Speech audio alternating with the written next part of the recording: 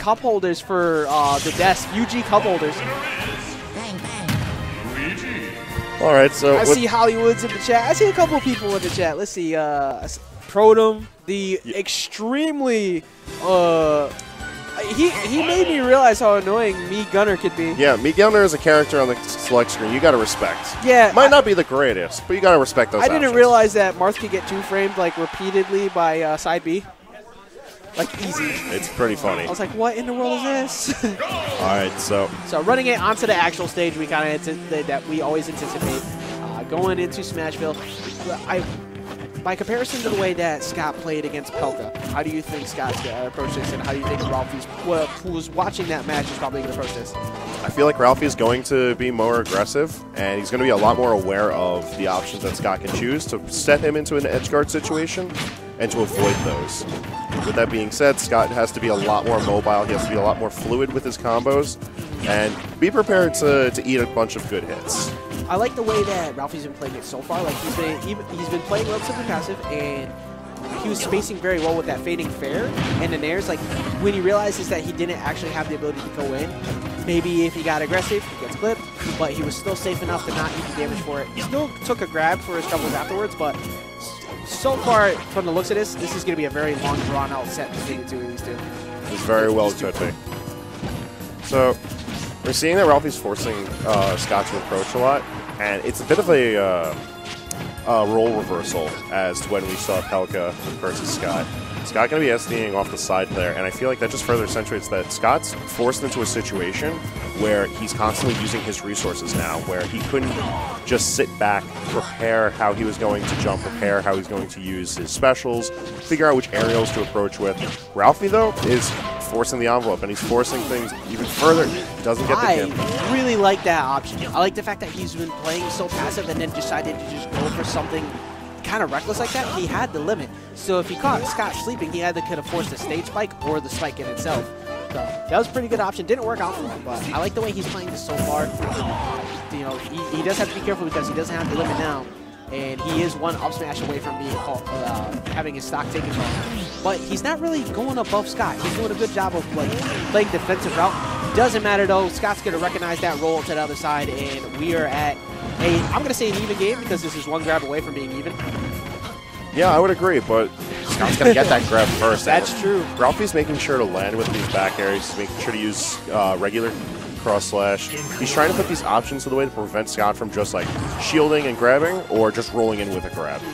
Now, I like the fact that he hasn't broken the mold. He's remaining consistent with the way he's been spacing out Scott. He's staying far enough away. Oh my God, is this a? Oh, that could have actually stolen the game. Yo, if he got it though, it would have been lit. That would have been it. He would have died, and we would have gone straight to game 2. But unfortunately, he got only the coin, and Ralphie committed or punished properly. You see a lot of people who just like mess up and drop it. Oh, shout out to Balrog. You guys can't see it, but we have a giant Balrog on our screen. Yeah, we got the young boxer approaching. So we're moving into game 2, and we're back on Smashville. And it seems to be a little bit more of the same. However, right out the gate, we see Scott trying to approach with some jabs. He does get his grabs and not able to carry Ralphie off the stage. But he's got the initial damage down. I feel like that's more important. Yeah, I like, once again, this is very similar to the first one. And Ralphie just refusing to let Scott land right now. Calling out a couple of these air dodges, forcing the initiative, and good spacing with his air. And the fair. Again, same goal. Realizing that Scott hasn't really been able to get in on it. But then again, Scott, all he needs is to not get called out by a down air. Yeah. If he air dodged there, that would have been a let it rip moment. He was waiting to throw out that finishing touch on that on the air dodge. Oh, it actually is going to work out for Scott, leaving a little bit too overcommittal off stage, and he's going to take a stock loss for it. I feel it was a bit of a questionable ledge play, and Ralphie was trying to get a risky kill in there. He should have just worried about recovering and trying to go around Scott, but nonetheless, the situation played out. Scott's taking a fairly nice lead at 134% though. Ralphie just going to call him out with the limit blade. I mean, it's not going to kill, but it is going to give him plenty of stage control. It gets into a little bit more than half of limit charge up. Right now, Scott, if he can manage to hold on to this as long as possible, if he can get the one throw, he can still bring this right back. But immediately realizing that he was going for the air dodge above the ledge there, being a little bit too... I think he was afraid to commit to coming on the stage, right. And he kind of panicked with that air dodge and eating a punish for it. But and Luigi's one of those characters where if you don't have a consistent plan for what you're doing after you hit the ground, it seems like the fear has really gotten you, but in reality, Luigi just is sort of goofy when he hits the ground if you don't have an option buffered, if you don't have anything prepared to roll up with. And mentally, Luigi seems like he's fast just because of how much he gets off of his combos, but really he's not like overall that quick. So when you land like unsafe and unprepared, this might actually be a stock.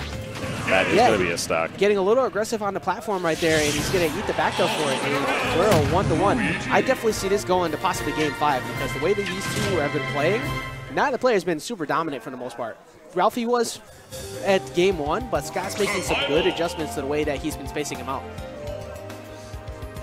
So moving forward, I don't expect a character switch from either of these players, although the option is available for Ralphie to bring out his spin. That is true. Scot does have really immersive practice against Chavo, Glare, his brother, and Lingley's Bayonetta, but every Bayonetta for the most part has a different mold to the way they play, and if you can't figure out like what their consistency is of what kind of weird options they like to take to punish when you get too aggressive, oh my god. So we're gonna, did he rip his jump? Is he gonna make this back? He's not making it back. All right, so 10 seconds in, we're down to 1 stock apiece. That worked out very well for Ralphie actually, because really it should be 2 stocks to none. Yeah, we almost saw it happen again, but Ralphie opting just to make sure that he gets himself back on stage. Yeah, Dryzzen off to the side, just looking back at the screen, noticing that both stocks are gone. And so, all right, so we said a long, drawn-out set, but I appreciate the fact that they want to speed it up a little bit for us. Yeah, trying to give a friendly little quickie here in the middle of the set, but things aren't looking so great as the damage is building up really quickly on both sides after the first stocks very dramatically left the scene. Yeah, Ralphie played much more aggressive for the most part at the start of this, and throughout this match right now. Much more against the mold of what he's been going for as a gameplay. And Scot, unfortunately, SD. Yeah, his jump sort of left with the first stock, too. It was just gone out of the scene. So, all right. Bringing us into Game 4. We're going into Game 4 from what looks like a button check. We're going to see Ralphie going up 2-1, and we're going to run it right back on the Smashville. It seems like it's going to be a ride out of Smashville for the most part. And I feel like that's perfectly fine. Any other stage is far too polarizing for both of these characters. Everywhere that Cloud would benefit from, Scot could challenge a lot of that off-stage play, and things become very volatile. Smashville sort of a best of both worlds for both of these characters, how well they can combo game, how well they can punish at ledge. But we're not going to really see too much of that, as a lot of this battling throughout all of these sets, minor what we saw last game, being taking place on the stage itself. Not a lot of aerial play is taken, of course. Yeah, Scot, both of them have gotten exactly what they needed. They've been getting small trades from like the up airs and nairs, and Scot getting very minor combos by comparison to the first game. Like, he hasn't really extended to full part, forcing them to blow limit, and everyone's coming back to stage this time. Yep, everybody made it back. Nobody actually died in the midst of that because they remembered how to recover. And right now, Scot with a pretty large lead, 46-20 to 126. And actually, I'm pretty sure that was his jump, and that was. That was indeed. Scot taking a lead that he can be extended pretty far away. He's at only 46%. Ralphie haven't really mounted any type of offensive. A lot of damage right now. Okay, good stuff on him holding his jump there to not eat anymore.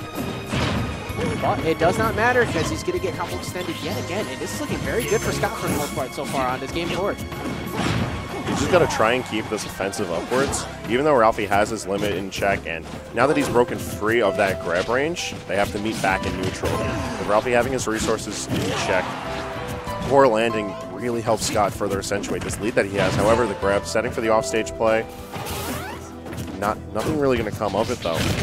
Got the limit cross slash into the shield break, so going to charge plenty of limit and go right in for the charge forward smash, make sure to delete that stock. Moving forward with 117%, this is still very much doable for Ralphie, but he has to be careful by those ledges. Yeah, he has to play as passive as possible. Just get the small trades here and there. He cannot afford to go challenging Scot recklessly. He does have the limit, but Scot trying to make him blow it right now, and he is. He gets the ledge jump, and that's going to be going into game 5. All right, so just like we predicted, this is a bit long running of a set, and I feel like the adaptations from both players are keeping this to be a very dynamic set. However, Scot hasn't really picked up anything new. It seems that a lot of what he's been doing is just like, is his initial game plan working? No? Try it again. Is it working? Yeah, let's keep doing it. And, barring game 3, it stayed par of the course. Ralphie, however, seems to be adapting more to the fact that Scot's trying to funnel him towards the ledge. He's trying to just build up into these grab combos and bait this approach. Yeah, I'm actually very happy that this has gone to game 5 too, because it's shown the progression between both of these players in the way they've been adjusting to the micro spacing adjustments. But after what we saw in game 4, it's starting to look like Scot is finally getting it. Like, he realizes what he's done to keep him out. And Scot again missing the up B, but still gets 70% out of that down throw, which is very beneficial for him because he hasn't really gotten any of those for the most part leading up to this. Yeah, it's been a fantastic combo, but Scot able to close things out. Makes it ever more dangerous because that's a little bit of rage that goes a long way for Ralphie. And as you see, it put Ralphie right into a situation where he can tie the percentage back up. He has his limit in check already. Yeah, Ralphie did even this right back up, so it's still a pretty good position for him. Trying to look like he was waiting for an air dodge there, but just waits out passively enough for him to try and land with an aggressive approach and get a cross slash for it. So now all of a sudden Ralphie in a very good position because he can start playing that take style that he was doing before, which is working very good for him. Ralphie not opting to challenge off stage, and I like that a lot. Might as well not lose the lead that he has now. Bother to charge his limit up bits by bit. And Scot showing a little bit of fear there, not going down with the Cyclone. I think it's because of the positioning that he had where he was falling off that platform. He didn't want to accidentally SD because it was like, he wasn't confident enough in the way that he fell. So I like the fact that he went back on stage even though he didn't get the stock. It kept him from losing the stock in the process possibly by SD. Trying to answer here on what the up smash, like seeing if you would jump up all of them, but it's looking very good for Ralphie right now. Getting some good combo extensions, getting some pressure on, and kind of baiting Scot to approach a little bit aggressively here. With the grab to set up for off-stage play, he gets the final hit of that and manages to end it out with a very well-spaced limit cross slash, picking up on the 4th cut. Ralphie wins it 3-2 over Scot. Yeah, that was very solid for Ralphie. Like, he was able to wait as long as possible because he had the stock. So if he did over